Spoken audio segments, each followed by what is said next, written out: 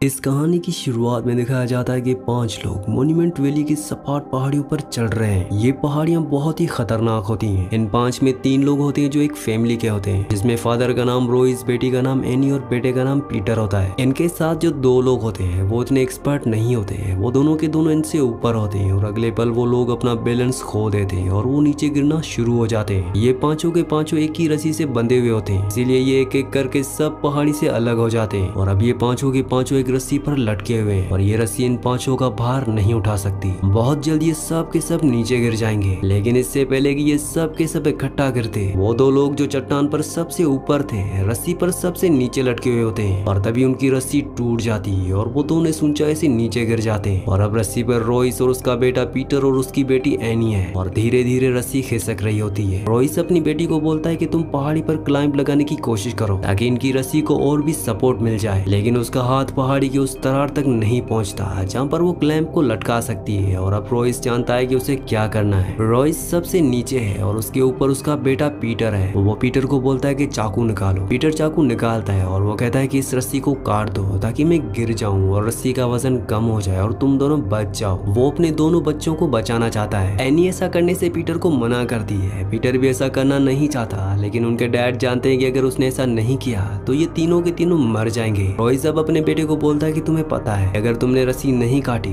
तो क्या होगा, और मजबूरी में पीटर को रस्सी काटनी पड़ती है। हालांकि एनी इसके खिलाफ होती है, पर अब रोइस की मौत हो जाती है। रोइस ने अपने बच्चों को बचाने के लिए अपने आप को कुर्बान कर दिया। अब 3 साल बाद ये दिखाया जाता है कि पीटर उस हादसे के बाद कभी पहाड़ नहीं चढ़ा। वो अब नेशनल जियोग्राफिक चैनल के लिए काम करता है और जब वो एक डॉक्यूमेंट्री शूट कर रहा होता है उसे पता चलता है कि एक टीम K2 के पहाड़ पर चढ़ने वाली है। K2 दुनिया की दूसरे नंबर की सबसे ऊंची पहाड़ी है और उसे ये भी पता चलता है कि इस टीम में एनी भी है, यानी कि उसकी बहन भी इस टीम में है। उसकी बहन अब एक बहुत ही फेमस माउंटेनियर है, उसका बहुत नाम है और वो अपनी बहन से मिलने जाता है। दरअसल आज भी उसकी बहन अपने फादर की मौत की वजह अपने भाई पीटर को समझती है। उसने आज तक उसे माफ नहीं किया। पीटर को पता चलता है कि 5 लोगों की टीम, जिसमें एक उसकी बहन भी है, K2 की पहाड़ी पर चढ़ेगी और ट्यूसडे तक उन्हें वहाँ पीक तक पहुँचना है। इन 5 में एक आदमी है जिसका नाम एलियट वेन है, जो कि बहुत अमीर आदमी है और उसने एक एयरलाइंस खरीदी है और ट्यूसडे को जब वो चोटी पर होगा तो उसकी एयरलाइंस की पहली फ्लाइट K2 की पहाड़ी पर ऊपर से गुजरेगी और इस वक्त वो वहां पर होगा। ये एक तरह की उसकी एयरलाइंस की प्रमोशन है जिसके लिए वो सबको अच्छे खासे पैसे देगा। अब जिस दिन इन्हें पहाड़ी पर चढ़ना होता है उससे एक रात पहले वो यहाँ पर अच्छी खासी पार्टी देता है और तभी यहाँ पर एक आदमी आता है। इस आदमी का नाम विक है, जो कि पहले भी K2 की पहाड़ी पर चढ़ चुका है। इससे यहाँ के चप्पे चप्पे के बारे में पता है। वो एलियट से पूछता है कि अगर ऊपर मौसम खराब हो गया तो तब तुम क्या करोगे। एलियट कहता है कि हमारे साथ मौसम का एक्सपर्ट है और अगले 2 महीनों तक मौसम खराब होने वाला नहीं है। विक कहता है कि अगर ऊपर मौसम खराब हो जाए तो इंसान वही मर जाते हैं। तुम में से कौन गॉड का रोल अदा करेगा, कौन ये फैसला करेगा कि कौन जिएगा और कौन मरेगा। एलियट कहता है कि टीम में जो सबसे बेहतरीन होता है वही टीम का लीडर होता है और हमारा लीडर टॉम है, क्योंकि वो इन सब में बेहतर होता है। विक वहाँ से चला जाता है और उसी रात को वो अपनी दाढ़ी काटता है और रात के अंधेरे में वो K2 की पहाड़ी चढ़ना शुरू कर देता है। अगले दिन ये पांचों के पांचों भी K2 की तरफ निकल पड़ते हैं और जब ये 26,000 फुट ऊंचाई पर पहुंच जाते हैं तो इन्हें रेडियो पर बताया जाता है कि तूफान आने का इम्कान है। इनका जो लीडर होता है जिसका नाम टॉम है, वो कहता है कि हमें वापस जाना चाहिए, लेकिन एलियट ऐसा करना नहीं चाहता। वो कहता है कि हम अपने पहले पड़ाव से सिर्फ 1 घंटे की दूरी पर हैं और वैसे भी तूफान बहुत धीरे धीरे बढ़ रहा है और हो सकता है कि वो उत्तर की तरफ मुड़ जाए, जैसा कि हमें रेडियो में बताया गया है, इसीलिए हमें आगे बढ़ना होगा। हालांकि टॉम आगे नहीं बढ़ना चाहता, लेकिन एलियट और एनी चाहते हैं कि उन्हें आगे बढ़ना चाहिए और ये पांचों के पांचों अब 26,000 फुट की ऊंचाई से और भी ऊपर बढ़ना शुरू कर देते हैं। और जब ये बात नीचे बेस कैंप में पीटर को पता चलती है कि वो तूफान की वार्निंग के बाद भी आगे बढ़ रहे हैं तो इस बात से वो परेशान हो जाता है और वो एक बार फिर से टॉम को बताता है कि साउथ से तुम्हारी और तूफान बढ़ रहा है और अगर तुम वापस नहीं आए तो तुम सब के सब फंस जाओगे। टॉम एलियट को कहता है कि हमें वापस चलना चाहिए, लेकिन एलियट टॉम को एक बार फिर से कन्विंस कर लेता है कि हमें आगे बढ़ना होगा। वो कहता है कि तुम 2 बार एवरेस्ट के ऊपर चढ़ चुके हो और आज अगर तुम उस तूफान के डर से, जिसके आने के चांसेस बहुत कम है, वापस लौट गए तो तुम्हें इस बात का दुख हमेशा रहेगा। और एक बार फिर से ये पांचों के पांचों आगे बढ़ना शुरू कर देते हैं और जब नीचे से दूरबीन से पीटर देखता है कि ये लोग अभी भी वापस नहीं आ रहे तो वो बहुत परेशान हो जाता है, क्योंकि इन पांचों में एक उसकी बहन भी है। अपने फादर को वो पहले ही खो चुका है, अब वो अपनी बहन को खोना नहीं चाहता। वहीं ऊपर पहाड़ पर जब ये पांचों लोग आगे बढ़ रहे होते हैं तभी वहाँ पर तूफान शुरू हो जाता है और ये तूफान इतना तेज होता है कि इन्हें आगे कुछ भी नहीं दिख रहा होता। ये सब धीरे धीरे आगे बढ़ रहे होते हैं और तभी एनी के पैरों के नीचे से बर्फ खिसक जाती है और वो 2 चट्टानों के बीच में गिरना शुरू हो जाती है। ये पांचों के पांचों रस्सी से बंधे हुए होते हैं, इसीलिए एनी के साथ साथ सब खींचे चले आते हैं। और जब एनी सरफेस से 2 फुट ऊपर होती है तो उसकी रस्सी अटक जाती है और अगले पल वो रस्सी टूट जाती है, जिससे एनी को चोट नहीं लगती। लेकिन अब वो एक खाई में फंस चुकी है। बाकी ऊपर 4 लोग ठीक होते हैं, लेकिन यहाँ पर तूफान होता है और अगले पल ऊपर से बहुत सारी बर्फ खिसक कर उनकी तरफ आना शुरू हो जाती है, जिस वजह से 2 लोग और उसी जगह फंस जाते हैं जहाँ पर एनी है और 2 लोगों की मौत हो जाती है। यानी कि उस खाई में अब ये 3 लोग फंस चुके हैं और ऊपर से वो खाई पूरी तरह से बर्फ से ढक चुकी है, यानी कि ये चाह कर भी ऊपर से नहीं निकल सकते। और अब यहाँ पर एनी, एलियट और टॉम तीनों फंस चुके हैं। वीडियो में आगे बढ़ने से पहले आप सबसे रिक्वेस्ट है कि मेरे 99% व्यूवर्स वीडियो तो देखते हैं लेकिन चैनल को सब्सक्राइब नहीं करते और ना ही वीडियो को लाइक करते हैं। तो आप सबसे रिक्वेस्ट है कि चैनल को सब्सक्राइब और वीडियो को लाइक लाजमी से कर दिया करें। नीचे से इनसे रेडियो से कांटेक्ट करने की कोशिश की जाती है, लेकिन इनसे किसी भी तरह का कोई भी कांटेक्ट नहीं होता क्योंकि इनके रेडियो पर सिग्नल नहीं होते। एनी को मोर्स कोड की लैंग्वेज आती है और उसके भाई को भी,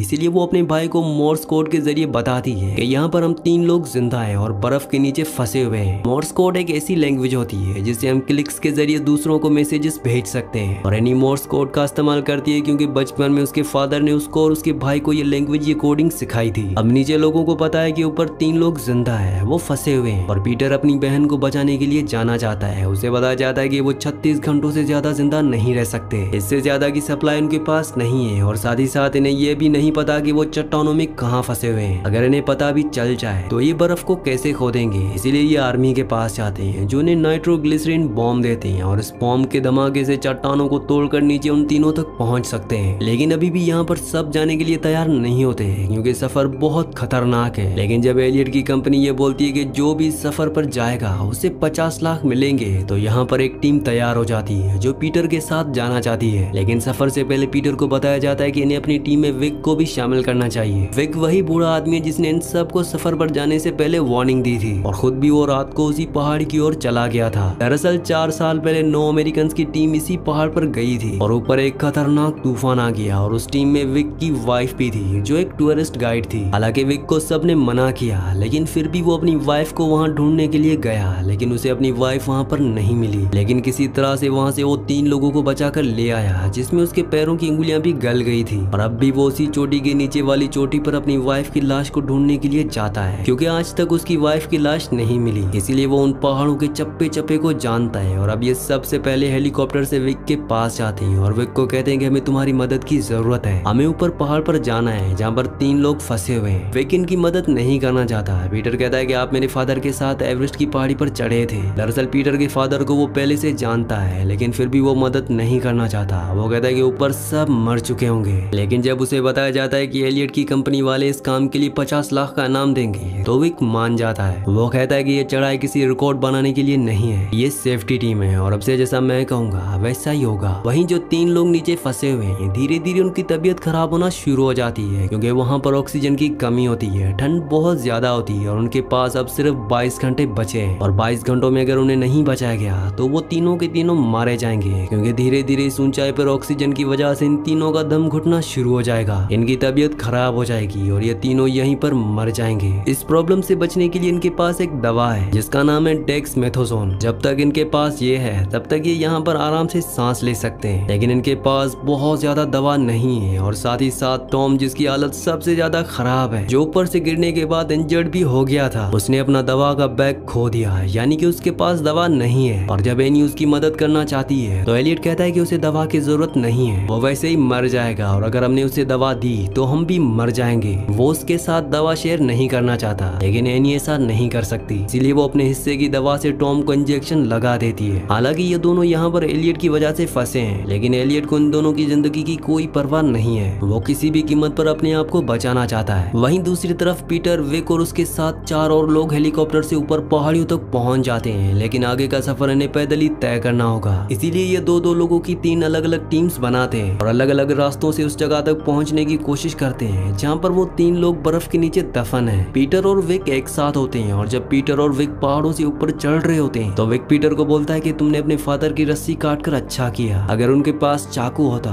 तो वो भी यही करते। हालांकि आज तक उसके दिल में ये गिल्ट होता है कि उसने अपने फादर की रस्सी काटी, इसीलिए उसने उस हादसे के बाद पहाड़ चढ़ना छोड़ दिया और आज वो कई सालों के बाद पहाड़ों पर चढ़ रहा है, वो भी सिर्फ अपनी बहन को बचाने के लिए। यहाँ से विक उन्हें इन्फॉर्म कर देता है कि हम तुम तीनों को बचाने के लिए जल्द से जल्द जल्द आ रहे हैं। विक एलियट को बिल्कुल भी पसंद नहीं करता क्योंकि वो जानता है कि वो एक अच्छा इंसान नहीं है। वहीं अब एनी की तबीयत खराब होना शुरू हो जाती है। टॉम उसे कहता है कि तुम्हें इंजेक्शन लेना चाहिए, लेकिन एलियट कहता है कि अब उसे इंजेक्शन नहीं मिलेगा क्योंकि मैंने उसे मना किया था कि वो तुम्हें इंजेक्शन ना दे। उसने तुम्हें इंजेक्शन दिया इसलिए अब उसे इंतजार करना होगा। एनी एलियट को कहती है कि तुम जिंदा रहना चाहती हो ना। वो देखो सामने एक बैग पड़ा है जिसके अंदर दवाई है, जाओ और उस बैग को ले आओ। दरअसल सामने एनी में से एक का बैग पड़ा होता है जिसके अंदर दवा है, लेकिन वहाँ पर जाना बहुत खतरनाक है क्योंकि वहाँ जाने पर इनकी जान भी जा सकती है। वो ऐसी जगह पर पड़ा होता है जहाँ से बैग लेना बहुत मुश्किल है और एलियट वहाँ पर नहीं जाना चाहता क्योंकि उसे अपनी जान से बहुत ज्यादा प्यार है। एनी डिसाइड करती है कि वो उस बैग को लेने के लिए जाएगी। वो वहाँ पर जाती है और अपनी जान पर खेलकर वो उस बैग को ले आती है। जब वो बैग को खोलकर देखती है तो उसके अंदर अभी भी दवा की 4 ट्यूब्स बाकी होती हैं। वो उसमें से एक इंजेक्शन टॉम को दे देती है। हालांकि एनी की तबीयत भी खराब है, लेकिन इतनी जल्दी वो भी इंजेक्शन नहीं ले सकती क्योंकि उसे अपने आप को जिंदा रखने के लिए इंजेक्शन की जरूरत होगी। वहीं बाहर 3 टीम्स में से एक टीम जिसमें एक लड़का और लड़की होते हैं जो इन्हें बचाने के लिए यहाँ पर आ रहे हैं। वहाँ पर लड़के का पैर स्लिप हो जाता है और वो चट्टान के किनारे से लटक जाता है। लड़की उसे बचाने की कोशिश करती है, लेकिन इस कोशिश में वो खुद भी चट्टान से लटक जाती है और तभी इनके बैग से बॉम्ब नीचे गिर जाता है। और जैसे वो नीचे गिरता है यहाँ पर एक बहुत ही बड़ा धमाका होता है। हालांकि इस धमाके में दोनों की जान बच जाती है। वो वापस ऊपर चला जाता है और तभी एक बर्फ का सैलाब उसकी तरफ आता है जो उसे अपने साथ बहाकर ले जाता है, जिससे उसकी मौत हो जाती है। लड़की की जान बच जाती है क्योंकि उस वक्त वो चट्टान पर लटकी हुई थी और कुछ ही देर बाद वो पीटर तक पहुंच जाती है। अब यहाँ पर बहुत बड़ा धमाका हुआ होता है, इसलिए नीचे आर्मी ने इन्फॉर्म करती है कि इस बॉम्ब को धूप में मत रखना, नहीं तो ये अपने आप ही फट जाएगा। और जब ये बात पीटर को और विक को पता चलती है तो वो अपना बैग छांव में ले जाते हैं और उसके ऊपर बर्फ डाल देते हैं। और अब ये इन्फॉर्मेशन वो अपनी दूसरी टीम को, जिसमें 2 लोग हैं, उन्हें भी बता देते हैं। वो भी अपना बैग छांव में ले जाते हैं, लेकिन उनके बैग में जो बॉम्ब होता है उससे नाइट्रोग्लिसरीन लीक हो रहा होता है, जिसकी वजह से वहाँ पर ब्लास्ट होता है और इन दोनों की मौत हो जाती है। अब यहाँ पर ब्लास्ट की वजह से बहुत सारी बर्फ छट जाती है और उसी बर्फ के अंदर से एक औरत की डेड बॉडी विजिबल होती है और ये और कोई नहीं बल्कि विक की वाइफ है, जिसकी मौत आज से 4 साल पहले एक बर्फ के तूफान में यही इन पहाड़ों पर हो गई थी। और पिछले 4 सालों से वो अपनी वाइफ की डेड बॉडी को ढूंढ रहा होता है। वो अपनी वाइफ के गाल पर हाथ लगाता है और उसके गले में जो अंगूठी होती है वो उसे अपने हाथ में पहन लेता है। इसके बाद वो बर्फ में कुछ ढूंढने लगता है और तभी पीछे से पीटर आता है। वो उसे एक बॉक्स दिखाता है। वो कहता है कि क्या तुम इससे ढूंढ रहे हो। विक उसे वो बॉक्स ले लेता है। उसे खोलकर देखता है तो उसके अंदर दवा नहीं होती। दरअसल ये उसकी वाइफ का बॉक्स होता है और उसके अंदर डेक्स दवा थी। 4 साल पहले जब उसकी वाइफ इन पहाड़ों पर तूफान में फंस गई थी तो उसकी दम घुटने की वजह से मौत हो गई और अगर उसे डेक्स दवा दी जाती तो उसकी मौत नहीं होती। हालांकि विक अपनी वाइफ को बचाने के लिए आया था, लेकिन तब तक बहुत देर हो चुकी थी और उसने यहाँ से 3 लोगों को बचाया था और उन तीनों में एक एलियट भी था जो उसकी वाइफ के साथ ही था। और उसने अपने इंटरव्यू में कहा था कि उनकी दवा का बॉक्स खो गया था, लेकिन विक जानता था कि वो झूठ बोल रहा है। और अब जब उसे बॉक्स मिल गया है उसके अंदर एक भी दवा नहीं है। इसका मतलब ये था कि सारी की सारी दवा एलियट ने खुद ले ली थी। उसने विक की वाइफ को दवा नहीं लेने दी, जिसकी वजह से दम घुटकर उसकी मौत हो गई। विक कहता है कि मैं उसे नहीं छोड़ूंगा। पीटर कहता है कि मैं तुम्हें उसे मारने नहीं दूंगा। विक कहता है कि ये मत भूलो कि तुम कहाँ पर हो। ये 24,000 फुट ऊंचाई है। यहाँ पर तुम अपने पैरों पर ठीक से खड़े भी नहीं हो सकते और अब एलियट को मुझसे कोई नहीं बचा सकता। विक वहाँ से अकेला ही आगे के सफर पर निकल जाता है और रात को एनी रेडियो पर अपने भाई को कॉल करती है। अभी आसपास है, इसीलिए इनके आपस में बात हो पा रही होती है और वो अपने भाई से कहती है कि तुम वापस चले जाओ क्योंकि जब तक तुम यहाँ पर पहुँचोगे हम में से कोई भी जिंदा नहीं बचेगा। और वो ऐसा इसलिए कहती है क्योंकि उसकी हालत बहुत ज्यादा खराब होती है। टॉम भी लगभग मरने वाला होता है और एलियट की भी तबीयत अब खराब होना शुरू हो गई होती है। अभी पीटर 24,000 फुट की ऊंचाई पर होता है और ये लोग 26,000 फुट की ऊंचाई पर फंसे हुए हैं, यानी कि वहां पहुंचने में उसे अभी भी कई घंटे लगेंगे। जबकि एनी उसे बता दिए कि अगले 2 घंटों में शायद हम मर जाएं। पीटर कहता है कि मैं वापस नहीं जाऊंगा, चाहे कुछ भी हो जाए मैं तुम तक पहुंचूंगा। वहीं रात को ये दिखाया जाता है कि जब एनी सो रही होती है तो एलियट टॉम के पास जाता है और उसका मुंह बंद कर देता है। वो उसे एयर का इंजेक्शन लगाकर मार देता है और कुछ देर बाद जब एनी उठकर टॉम को देखती है तो वो देखती है कि वो मर चुका है। वहीं पर सिरिंज पड़ी होती है और वो समझ जाती है कि एलियट ने उसे मार दिया ताकि हम उसे दवा ना दें और वो ज्यादा से ज्यादा देर तक जिंदा रह सके। इस वक्त एलियट ऊपर चढ़ने की कोशिश कर रहा होता है जो कि बहुत ही मुश्किल है। तब एनी उस पर हमला कर देती है क्योंकि उसने टॉम को मार दिया। और जब ये दोनों के दोनों लड़ रहे होते हैं तभी ऊपर से बर्फ गिरती है और इन्हें एक हल्की सी रोशनी दिखाई देती है, लेकिन ये छेद इतना बड़ा नहीं होता कि ये वहाँ से ऊपर निकल सके, बाहर निकल सके। इन्हें किसी भी कीमत पर वहाँ पर निशाने लगाने होंगे ताकि जो भी इन्हें बचाने आए उसे पता चल जाए कि ये दोनों के दोनों बर्फ के नीचे यहीं पर दफन है। इनके पास जो इंक होती है वो जम चुकी होती है, इसीलिए एलियट एक बैग में टॉम के ब्लड को रखता है और उसे ऊपर सरफेस तक पहुंचाकर उस बैग में एक ब्लास्ट करता है जिससे ब्लड चारों तरफ फैल जाता है। वहीं दूसरी तरफ ये दिखाया जाता है कि पीटर अपनी जान पर खेलकर शॉर्टकट रास्ते से यहाँ तक पहुंच जाता है। उसके साथ वो लड़की भी होती है जो बच गई थी, और जब पीटर यहाँ पर ब्लड देखता है तो वो समझ जाता है कि उसकी बहन और बाकी के लोग नीचे हैं। वो यहाँ पर ब्लास्ट करता है और इस बंद जगह को पूरी तरह से खोल देता है। वो देखता है कि उसकी बहन की हालत बहुत ज्यादा खराब है, वो अब खड़ी भी नहीं हो सकती, इसीलिए वो नीचे रस्सी फेंकता है। एलियट उसकी बहन को रस्सी पर बांध देता है, लेकिन उसे खींचना इतना आसान नहीं है। वो धीरे धीरे उसे ऊपर खींचने की कोशिश करता है, और तभी जिस रस्सी की सपोर्ट से पीटर और लड़की उसकी बहन को खींच रहे होते हैं उसका जो हुक होता है वो निकलना शुरू हो जाता है। लेकिन इससे पहले कि वो हुक निकलता उसे पैर से कोई दबा देता है, और ये विक होता है। विक भी यहाँ पर पहुंच चुका है। विक एनी को वापस नीचे रखता है और वो खुद नीचे जाने लगता है। पीटर उसे मना करता है। पीटर को पता है कि वो एलियट को मार देगा। विक जब नीचे जाता है तो एलियट उस पर हमला करता है, क्योंकि वो जानता है कि विक को पता है कि उसकी वाइफ की मौत की वजह वही है और वो उसे यहाँ पर मार देगा। लेकिन विक उसे मारता नहीं, बल्कि उसकी कमर पर हुक लगा देता है, यानी कि उसने उसे नहीं मारा। हालांकि उसके पास मौका भी होता है और अब ये सब के सब एक ही रस्सी पर बंधे हुए हैं, और पीटर धीरे धीरे अपनी बहन को खींचना शुरू करता है। लेकिन इससे पहले कि उसकी बहन ऊपर पहुंचती,